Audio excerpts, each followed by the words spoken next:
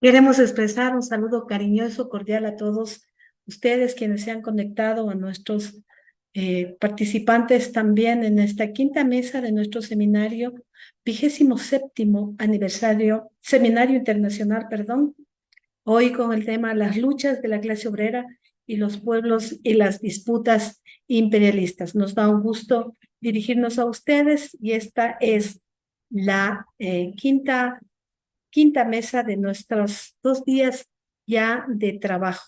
Saludar a todos quienes se siguen conectando e indicar también que esta es una mesa que tiene una duración de 1 hora y media.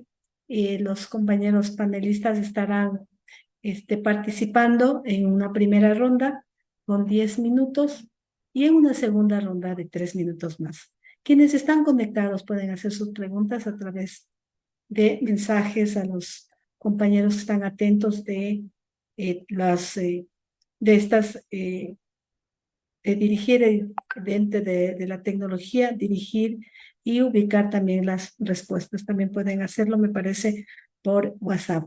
Un saludo a quienes están en vivo por las páginas por la página de Facebook de la JRE. Tenemos entonces el inicio para su participación al compañero de la Unión de la Juventud Estudiantil del Perú, Eduardo Llanos. Lo escuchamos, compañero, 10 minutos. Bien, compañeros, buenos días. Sí, se me escucha claramente. Ok. Bueno, primero saludar al Seminario Internacional de Problemas de la Revolución en América Latina. Sabemos que pues, se ha tenido que desarrollar de manera virtual debido a las circunstancias que está atravesando no solamente ustedes, compañeros, en el norte, en Ecuador, ¿no? Sino también en general los demás países de América Latina y el caso particular del que yo voy a hablar, que es Perú. Eh, Como sabemos, lo que ha pasado en Perú en los últimos 9 meses casi bueno, han sido jornadas históricas de lucha. Normalmente no había tenido estas dimensiones, la lucha popular en lo que viene siendo nuestra historia, digamos, ¿no? Y tenemos que, tenemos que comprender más o menos el contexto en el que se desarrolla, cuál ha sido el desarrollo histórico de este proceso. Uno de eso, y tenemos que rastrear un poquito que la crisis que vivimos actualmente no solamente responde a problemas, a una crisis, a cuestiones, a la crisis económica, de repente al descontento que existe con los políticos acá en Perú, con la clase política, ¿no?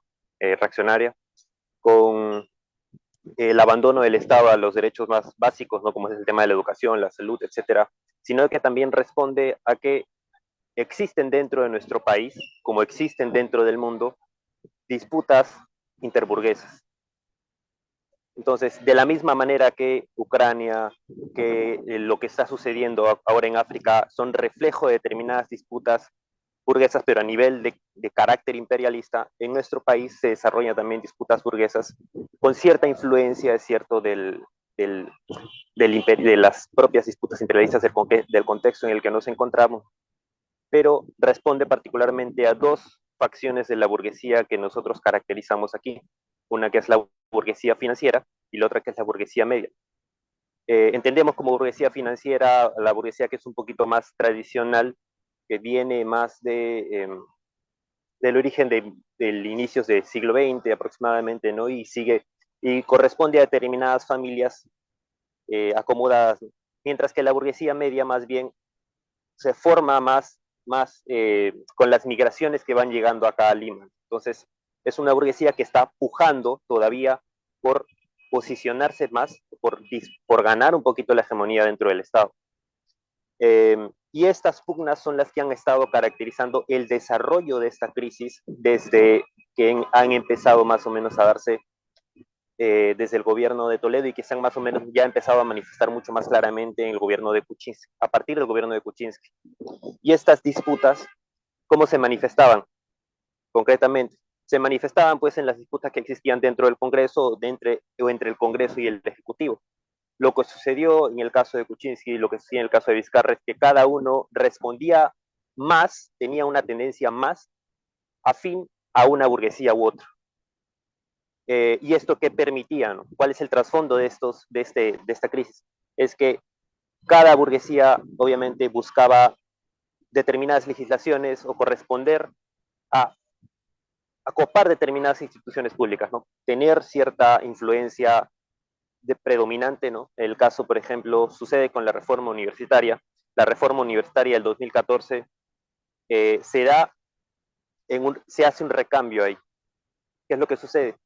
Que de lo que la burguesía media, que era la que tenía más influencia a nivel de los rectorados y a nivel de determinadas universidades como la César Vallejo, la Telesub, la Universidad Inca Garcilaso de la Vega y otras universidades que corresponden a elementos de esa burguesía media, la burguesía financiera no tenía la misma posibilidad.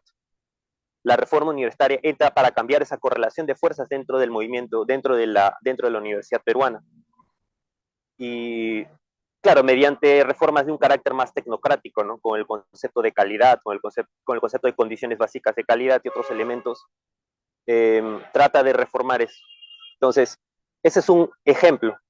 Lo que ha sucedido actualmente es parte del mismo ejemplo, es parte de la misma situación. Lo que sucedió con Castillo es que, mientras que por su carácter de clase no podía terminar de conciliar con la burguesía, con determinadas facciones de la burguesía, no podía tratar de mantener una especie de orden en las alturas, tampoco, por otro lado, era capaz de responder adecuadamente a las demandas populares, entre otras circunstancias, debido también a la carencia de partido, debido a la carencia de movimiento popular más organizado que pueda dar un respaldo o presionar las demandas populares por las que él ascendió al gobierno. Castillo no solamente representó un antivoto al fujimorismo, como fue particularmente el caso de Lima de manera muy importante, sino que también representó cierta esperanza para los trabajadores, para el campesinado, para las comunidades nativas en el interior y en la selva, etc. Entonces, incluso para la juventud y el movimiento estudiantil también. Entonces, bajo esa plataforma que no se concretizaba realmente en ese campo de vacilaciones, con la disputa con el Congreso, que era mayoritariamente de oposición, ¿no? Es que esta crisis se va desarrollando y finalmente se da lo que sucede el 7 de diciembre, que es este intento de golpe. Y el intento de golpe que hace Castillo es un intento de inclinarse más a las posiciones populares, de tratar de recuperar un poco esa simpatía con la que de alguna manera llegó al gobierno. Sin embargo, ya había sucedido algo, que ya buena parte de la pequeña burguesía aquí en Lima le había retirado un nivel de apoyo importante. Y el movimiento popular en el interior también estaba desmovilizado. Y el partido por el que llega al gobierno también era un partido que estaba en descompuesto, estaba en fraccionamiento. Entonces, no había manera de que el movimiento popular en ese momento pueda de alguna manera o con cierta anticipación pueda hacer presencia y evitar que pueda suceder lo que sucedió, ¿no? O presionar al gobierno para que se puedan cumplir las demandas. Se da el golpe como un intento de acercamiento a las posiciones más populares, a las posiciones de los trabajadores también, pero no surte efecto. Inmediatamente en ese contexto se da el contragolpe, ¿no? De que realiza el Congreso de la República y los sectores de la burguesía, que en este caso se forma una especie de tregua, entre comillas, digamos, ¿no?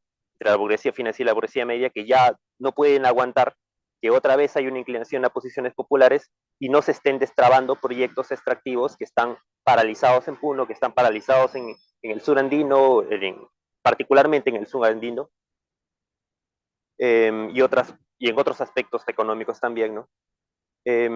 Y allí se desata el problema, ¿no? Entonces, en ese contexto donde asciende Dina Boluarte, digamos, al Ejecutivo, jurando en el hemiciclo del Congreso, ¿no? Como una muestra clara de esta tregua, digamos, que se da entre estas facciones de la burguesía aquí en el país. Lo que sucede inmediatamente es que unos días después ya empiezan las movilizaciones populares. No se hace esperar mucho las movilizaciones y las paralizaciones en el interior, con mucha contundencia, principalmente en el sur andino. Está allá en Apurímac, está allá en Cusco, está allá en Puno, también está allá en Ayacucho, y sucede lo que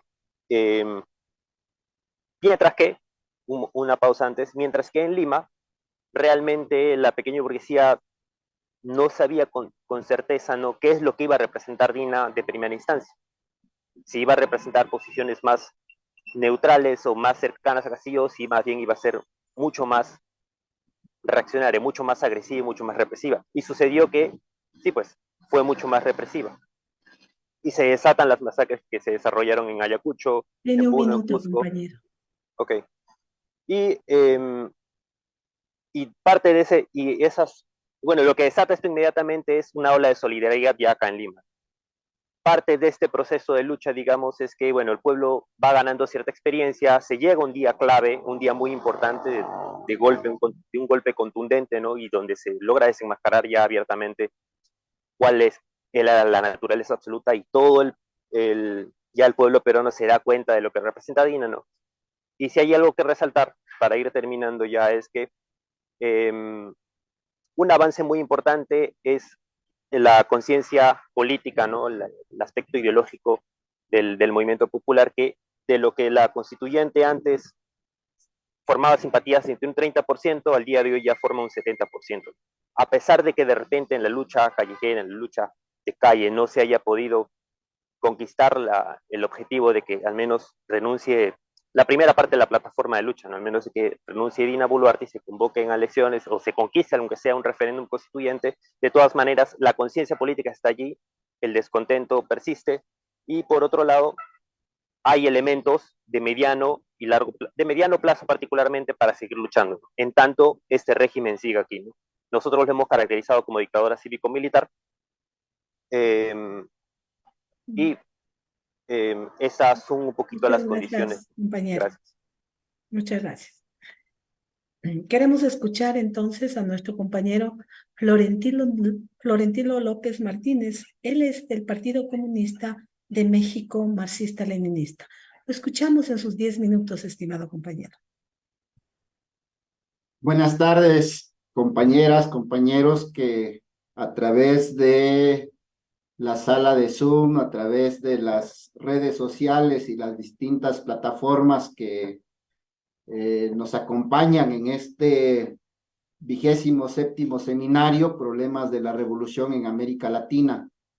A nombre del Comité Central del Partido Comunista de México Marxista-Leninista, y también a nombre de nuestro Frente Popular Revolucionario, que para esta ponencia es una contribución de ambas organizaciones.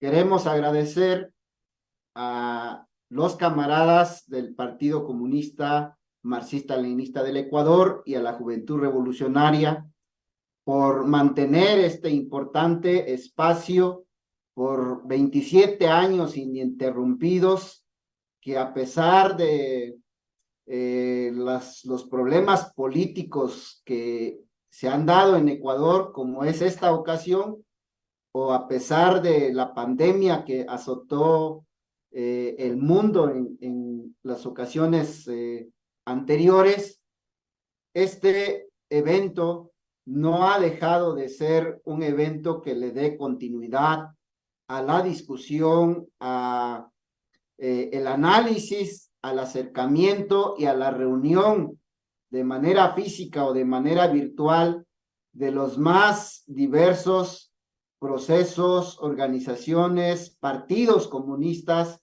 en diversas partes de América Latina e incluso en diversas partes del mundo, porque hemos tenido a lo largo de estos 27 años la presencia de muchos y muchos compañeros de distintos continentes del mundo. Es un reconocimiento que hacemos y, en segundo lugar, un saludo y, por supuesto, una felicitación a Rosana Palacios, nuestra nueva asambleísta, si no me equivoco, representando al pueblo de Cotopaxi. Es un honor compartir este espacio y, por supuesto, con Eduardo, con George, con José Villavicencio. Y bien, de manera directa, y dado que la ponencia por escrito, seguramente, como se ha hecho, se va a hacer público y lo van a conocer y leer con mayor detenimiento, yo quisiera destacar las ideas fundamentales que queremos aportar para este 27º seminario de una ponencia que le hemos denominado Clase en sí y Clase para sí, o Clase para sí. Este es un tema fundamental en todo este tema de la lucha y las contradicciones interimperialistas que se están expresando y profundizando a nivel internacional. En primer lugar, dado que también muchas de las ideas que venimos destacando en esta ponencia han sido expresadas, y no quisiera repetirlas, solamente señalar el contexto general de la crisis general del sistema capitalista e imperialista que vivimos, y ese es el marco en el cual tenemos que hacer el análisis de una crisis general que se abrió prácticamente desde la primera revolución proletaria mundial encabezado por Lenin y el partido bolchevique, y que llevó prácticamente a la sexta parte del planeta a instaurar la dictadura del proletariado, a instaurar un gobierno de los obreros y campesinos pobres. Y desde entonces, la tendencia de la crisis general del sistema capitalista e imperialista viene profundizando. Cada crisis económica, cada crisis cíclica, lo único que hace es agravar y profundizar esta crisis general del sistema capitalista. Y, por supuesto, estas crisis económicas, las dos más recientes, la del 2007-2008, la del 2020, que estuvo profundizándose paralelamente a la crisis sanitaria mundial, nos coloca en este momento en una situación económica a nivel mundial de depresión económica, una depresión económica que está siendo caracterizado por un débil crecimiento o un estancamiento en el crecimiento a nivel mundial. Los números que han dado la estadística de los diferentes organismos internacionales nos permiten ver que esta depresión económica incluso ha llevado a finales del año pasado a un problema de crecimiento prácticamente, o como se le ha denominado en el vocabulario economista burgués, el problema de la recesión económica en Estados Unidos, en Alemania y en algunos otros países desde el año pasado, que en este año, con la quiebra de por lo menos 3, 4 bancos, tanto de Estados Unidos, en Suiza, incluso en Alemania, se da ya el campanazo de una probable nueva crisis económica, que también se señala probablemente a finales de este año, el próximo año, una nueva crisis económica de carácter internacional. Frente a este problema de las crisis, tanto de la década pasada como en esta nueva década, el problema del neoliberalismo también se ha vuelto un problema que se ha evidenciado que prácticamente las medidas y las recetas que el neoliberalismo venía imponiendo para resolver las crisis económicas a nivel internacional han empezado a agotarse, y entonces se vuelve a retomar planteamientos como el estado de bienestar o estado keynesiano, los nacionalismos burgueses en distintas partes del mundo y particularmente en América Latina, presentándonos como si fueran novedades que desde hace mucho tiempo también demostraron ser un fracaso, cuando mucho prolongan la vida del sistema capitalista a nivel mundial, pero aparejado a ellos o combinado el neoliberalismo con estas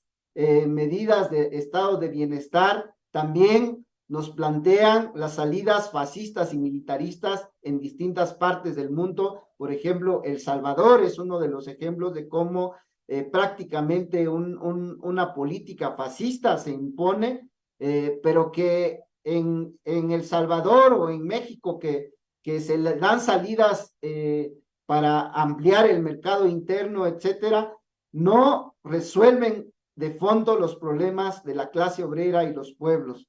Y frente a esa situación también está presente el escenario de la guerra, el riesgo de una guerra imperialista de carácter mundial, con la guerra en Ucrania, con el golpe militar en Níger y más apenas hace algunos días un nuevo golpe de Estado en Gabón, en el occidente de África, nos plantean que el mundo empieza también a correr de manera real, concreta, el peligro de una guerra imperialista de rapiña, que si bien Ucrania o África se convierten en el centro como ayer u otros años lo fue Libia y otros países, pero tampoco Libia, tampoco Siria, Palestina o la República Saharaui quedan fuera de estos puntos rojos de una probable guerra mundial que cada día aparecen nuevos elementos que nos permiten mirar que es un riesgo que hay que combatir y levantar la bandera de la paz, pero una paz justa. Frente a este escenario, la perspectiva de la lucha de la clase obrera es importante para nosotros decir que afortunadamente, después de un proceso de repliegue por la pandemia en los años pasados, en este año vivimos un proceso de repunte del movimiento de la clase obrera y felizmente en donde incluso a diferencia del 2010-2011, después de la crisis antepasada, el problema de el movimiento en este momento se presenta como un movimiento que se proyecta como un movimiento en donde la clase obrera tiene protagonismo, en donde los trabajadores tienen un minuto, compañero. Protagonismo, y es importante señalar que en este nuevo escenario de la lucha de la clase obrera es fundamental señalar que la lucha ideológica se vuelve una lucha de primer plano, porque frente a un nuevo ascenso del movimiento, frente a una nueva crisis que avecina, frente al problema de la guerra imperialista, es fundamental que pongamos en el centro la necesidad de que el escenario de las crisis del sistema capitalista las transformamos también en una etapa de un nuevo periodo de revoluciones proletarias, pero para que eso se pueda dar es fundamental que los revolucionarios, pero particularmente los marxistas-leninistas y en los países donde no hay partidos marxistas-leninistas, construirlas, desatar una gran ofensiva ideológica para, por un lado, demostrar que este sistema capitalista imperialista ya jugó su papel histórico y tiene que ser sustituido por el socialismo científico. Gracias. Demostrar que todas las tendencias de la pequeña burguesía, de las burguesías nacionales, que se presentan como ideas, proyectos de izquierda, e incluso se arropan con el nombre del socialismo, como el socialismo del siglo XXI, no son más que pretensiones para seguir prolongando la vida del sistema capitalista imperialista mundial. Quiero cerrar esta intervención señalando que esta lucha ideológica para transformar a la clase obrera de clase en sí a clase para sí es fundamental el combate ideológico que se convierte en un combate de primera línea para los comunistas porque constituye la base de las condiciones objetivas para llevar adelante a los movimientos revolucionarios hacia los objetivos históricos de los trabajadores. Frente al poder del imperialismo, esta batalla tiene un papel fundamental: concretar la construcción de frentes antiimperialistas nacionales y del mundo que incorporen a todos los sectores oprimidos con sus diversas formas de organización en contra del capitalismo y el imperialismo bajo las mismas consignas y programas. Muchas gracias, compañeras y compañeros. Muchas gracias, Florentino, muy amable. Escuchemos entonces a nuestro compañero George desde Estados Unidos. Lo escuchamos en sus 10 minutos, compañero. Sí, yo voy a ser un poco breve. Primero quiero agradecer a las organizaciones anfitriones el Partido Comunista Marxista-Leninista de Ecuador y el Juventud Revolucionario de Ecuador por organizar ese seminario.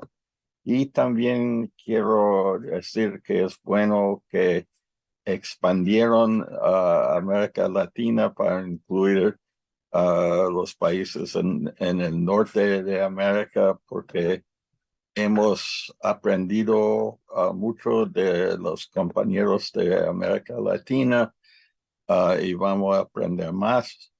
Y espero que también hemos contribuido un poco. Tengo que leer mi ponencia porque mi español no es tan fluente. Ok, la lucha interimperialista más importante en el mundo ahora es la guerra en Ucrania. Es una guerra entre los títeres, particularmente el gobierno neofascista de Zelensky, títeres de Estados Unidos y OTAN, y en otro lado Rusia. Porque estamos en los Estados Unidos, tenemos que poner énfasis en la lucha contra nuestra propia clase dominante, aunque tenemos que hacer claro que Rusia es también un país imperialista al que no podemos dar ningún apoyo. Desafortunadamente, nuestra llamada izquierda es muy débil, en su gran mayoría confuso sobre este asunto.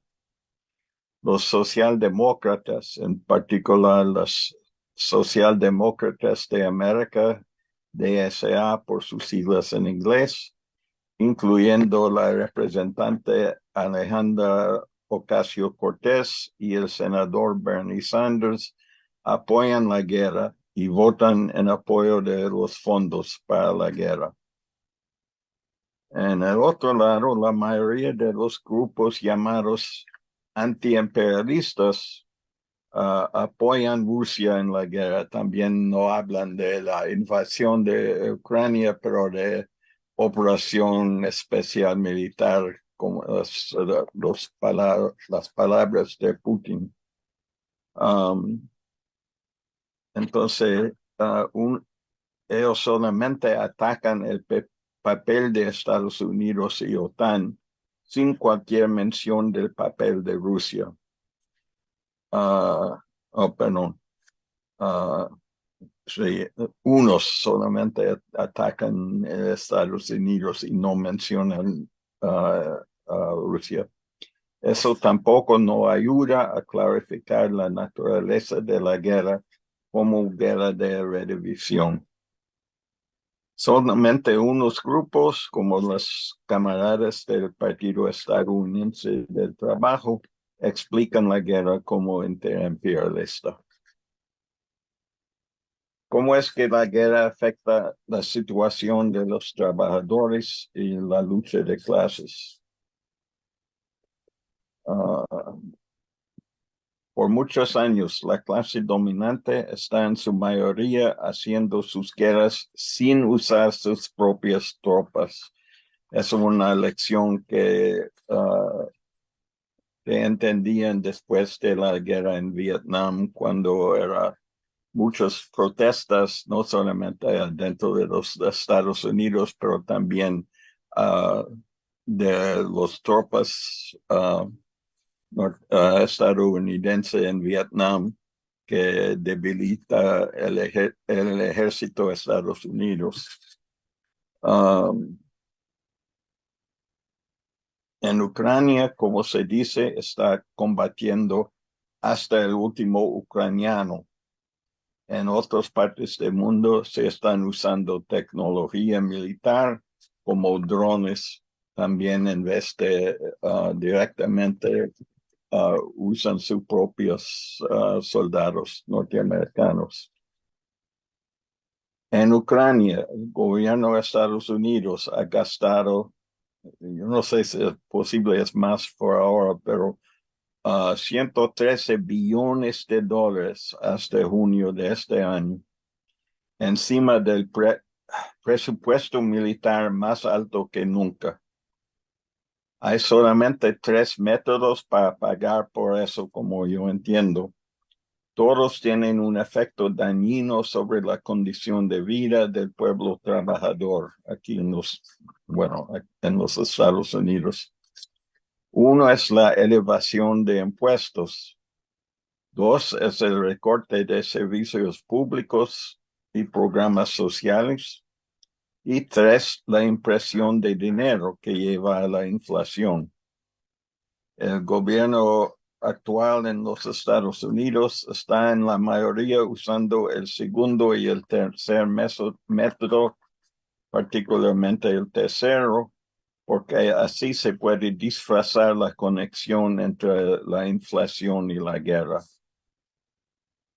La correspondiente alza de precios ha causado unas protestas entre las masas y ha incrementado las huelgas y la organización sindical. Los miembros del gremio de escritores de Norteamérica, que se llama WGE en inglés, Writers Guild of America, han estado en huelga por casi 4 meses y han sido apoyados por los actores de películas y televisión en el sindicato SAG-AFTRA, que están en huelga desde el 14 de julio. Solamente evitaron una huelga de tronquistas del UPS por presión del gobierno en el sindicato, con un contrato que tiene una combinación de ganancias y malas. Los males que afectan a los numerosos obreros que trabajan tiempo parcial. Ahora los 150,000 automovilistas están luchando por un nuevo contrato. Están tratando de reversar las consecuencias. Tiene un minuto, compañero George. Casi terminó. Las concesiones que hicieron durante la recesión de 2008. También muchos trabajadores y trabajadoras de Starbucks y otras empresas se están organizando en sindicatos. Un problema es que la mayoría de las masas no entienden la relación del deterioro de su condición de vida y las expensas militares y no entienden por qué el gobierno de Estados Unidos está apoyando el gobierno títere en Ucrania contra el imperialismo ruso.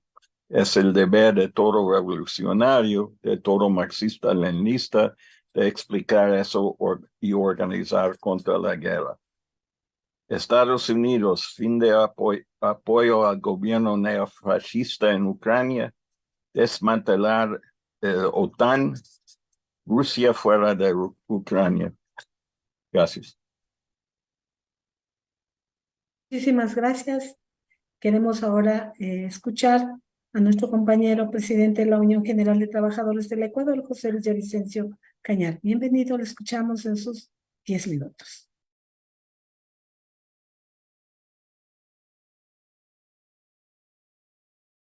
Por favor, habilitar el micrófono.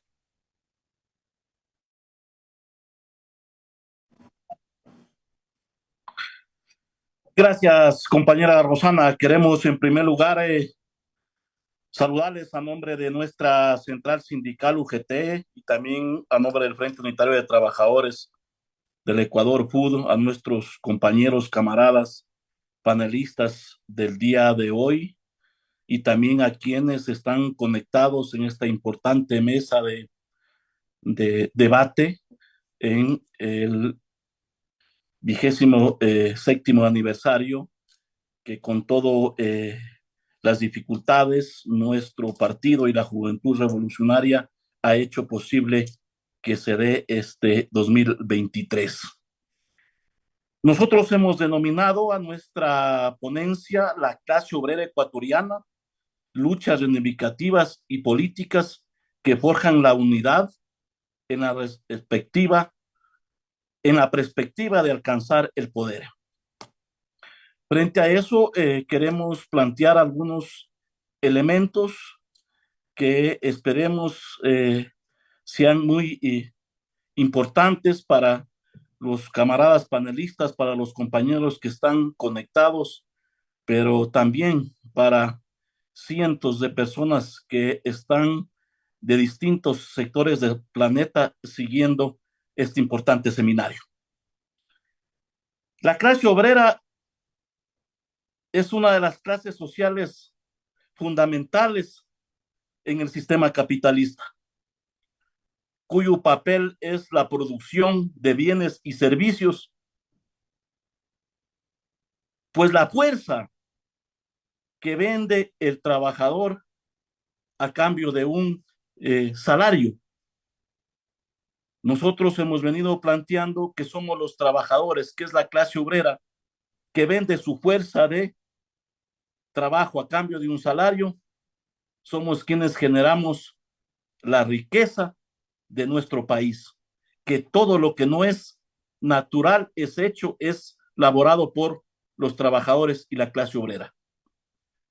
Obviamente el salario posibilita la acción y también la operación de las máquinas, herramientas en general de los medios de producción y también para la transformación de la naturaleza, de la materia prima en los artículos de utilidad para satisfacer las necesidades de nuestra sociedad.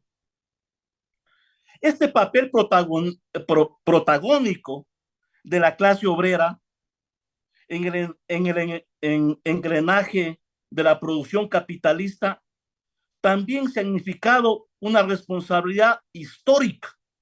Esa responsabilidad histórica de la clase obrera ha sido la de dirigir la lucha revolucionaria de las demás sectores, de las demás capas de trabajadores en la sociedad por su emancipación, por su liberación de la denominación de los representantes del sistema capitalista y del mismo imperialista.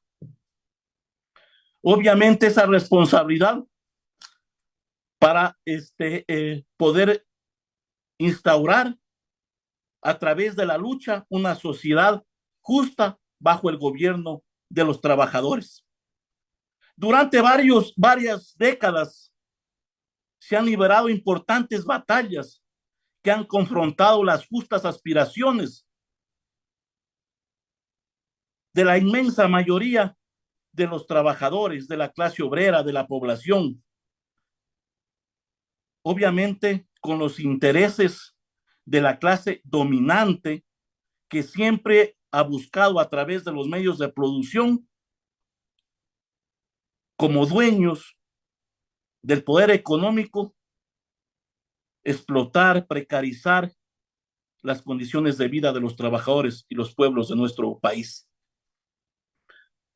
Esta trayectoria que ha forjado el espíritu de carácter de la clase obrera, que ha comprendido que la lucha es la única vía para poder lograr derechos individuales y colectivos, para poder lograr reivindicaciones, para poder defender sus derechos, pero también para poder entender que sí se puede, con coraje, con rebeldía, luchar por un gobierno de los trabajadores, por un gobierno popular.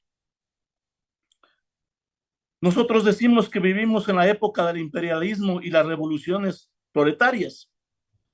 Obviamente en la época del imperialismo, porque hoy vemos cómo a través de las disputas interimperialistas se utilizan los diferentes instrumentos, como son las guerras, entre otros, para seguir explotando a los trabajadores, a los pueblos, a la juventud, a las mujeres.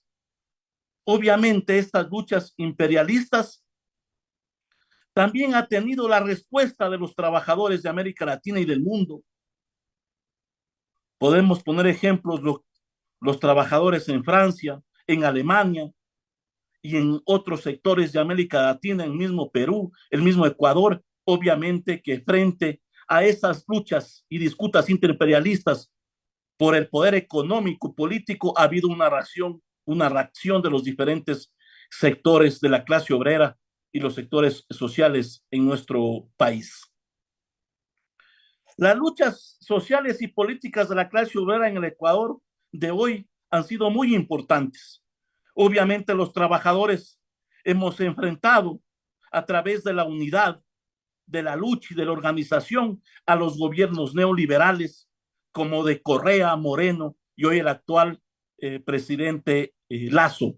Creo que es importante en este seminario internacional resaltar los grandes levantamientos del movimiento indígena y popular de octubre del 2019, de junio del 2022, obviamente que fueron levantamientos muy importantes para enfrentar a quienes a través de políticas neoliberales, de representar al capitalismo, han buscado seguir afectando los derechos de los trabajadores y los pueblos en nuestro país.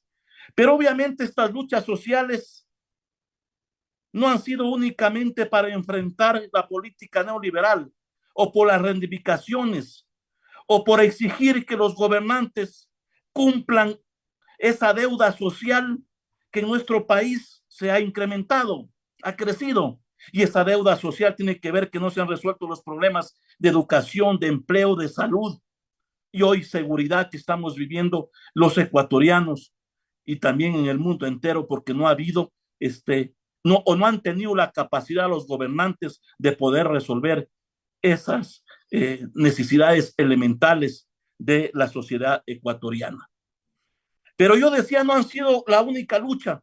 Los trabajadores también hemos entendido que hay que dar luchas políticas, que tenemos que entender que la clase obrera tiene que luchar por sus derechos reivindicativos, que tiene que luchar por mejorar sus condiciones económicas, pero también por ser gobierno, por ser poder.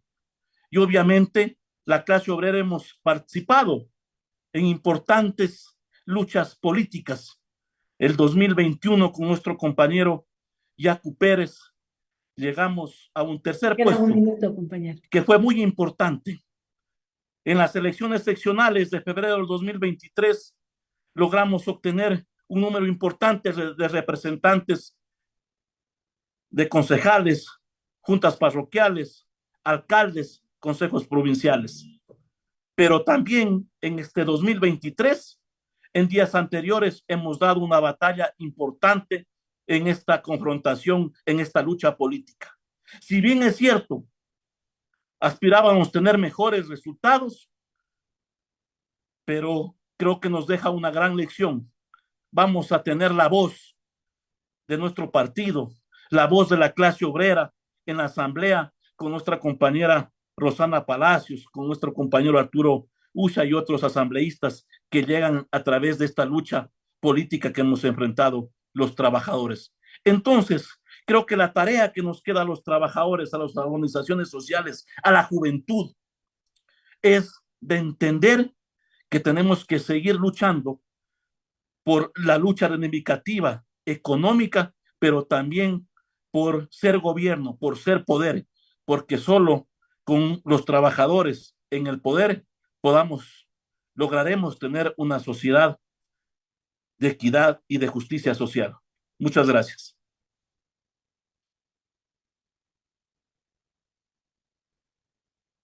Muchísimas gracias. Queremos dar paso ahora a una de las preguntas. Vamos directo a la pregunta para que uno de ustedes pueda responderla. Tienen muy pocos minutos y le voy a plantear la siguiente pregunta. Ha sido muy importante este espacio.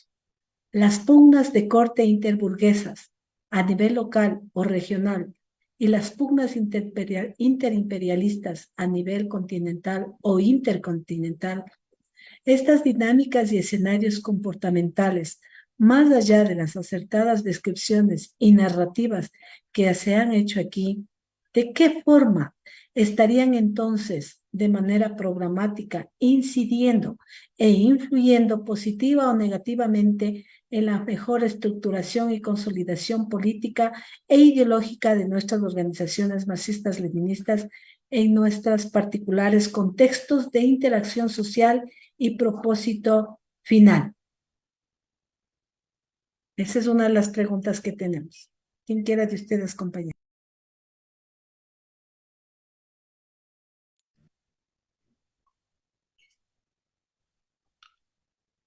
No sé si es que,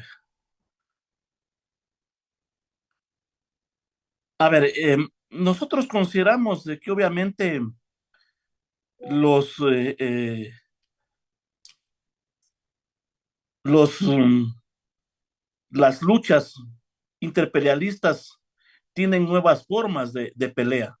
Obviamente una es la guerra, pero también sus representantes han sido más agresivos, si cabe el término, contra el pueblo ecuatoriano. Vemos el mismo Trump, que es un gobierno que representa al sistema capitalista, que ha tenido una política más agresiva, más confrontativa. Obviamente, tenemos también al expresidente de Brasil, que ha ido por esa misma línea. Hoy tenemos al candidato de los argentinos, que tiene una postura similar. En nuestro país ya han habido posturas de la derecha, de los representantes de la burguesía, en también confrontar con quienes luchamos por la liberación de los pueblos. Y en las últimas elecciones se vieron a candidatos como el señor Topi, representante del Partido Social Cristiano, el mismo candidato que fue asesinado, Fernando Villavicencio, que tenían esta postura.